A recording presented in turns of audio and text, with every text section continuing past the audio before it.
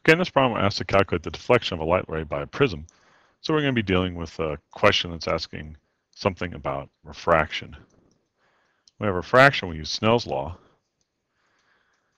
Now, Snell's law is very easy. It just relates the sine of one angle to the sine of another angle, involving the index refractions of the material to the boundary. The important thing to note about Snell's law is that the angles are always defined with respect to the normal. So in any given problem, the main difficulty is figuring out what are those angles with respect to the normal. So here's a little sketch. I have a ray coming in like this, an angle theta A goes out with angle theta B as determined by Snell's law. So let's figure out what these angles are in this prism problem. In order to do this, I'm going to sketch a very large version of the prism. This angle here is 60 degrees. And here's my input ray that comes in normally from this side. Now the angle that I need in order to use Snell's law is the angle to the normal. So I'm going to sketch a line that runs through the normal of this back surface, both up and down, in order to calculate the relevant angles. And in fact, I'm going to extend this even further. Now this is a normal, so I know that this angle here is 90 degrees by definition.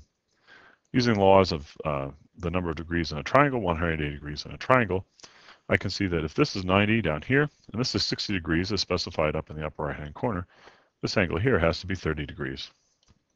Once I know this angle is 30 degrees, I know that this angle is 30 degrees as well, because the incoming ray forms a parallel line with the top face of the prism, and so I've got opposite angles here, and so these angles are both equal to 30 degrees. Now, the quantity that I'm asked to calculate is not the angle with respect to the output normal, but this value delta, the deflected angle from what would be the case if the beam went through without deflecting at all. Using Snell's law, I can calculate this overall angle right here. This will be sort of theta B, if I call this theta A. And so what I can see is that when computing delta, I have to subtract off the undeflected path. So that means I need to find this angle right here, which will label in red. Okay, again, looking at the geometry of the problem, I have opposite angles. There's a normal line, and there's the straight through line. Those are both parallel lines. And so it's 30 degrees on the left over here. This is 30 degrees on the right over here. So just by looking at this problem, doing a little bit of simple geometry, I can see that the angle of deflection, theta B, or excuse me, the angle to the normal of the deflected beam, theta B, is going to be equal to the value delta plus 30 degrees. Or namely, delta is equal to theta B minus 30 degrees. Again, the important thing here is that Snell's law always deals with the normal. And so whenever I'm computing angles, I have to make sure that I'm using the normal in order to figure out the refracted value using Snell's law. Once I made these definitions, though, the math is pretty straightforward. The index A is 1.50. That was the prism that was specified, times the sine of theta A. We worked that out to be 30 degrees. Is going to be equal to the index outside. We'll assume it's air, index of 1, times sine of theta B.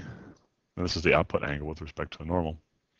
When I do this, I find that theta B is equal to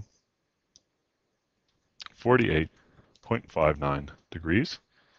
And if I use the relationship up here that I have with delta, I subtract 30 off this. I see the deflected angle delta is going to be 48, let's call it 0.6 degrees, minus 30 degrees. The beam gets deflected by 18.6 degrees.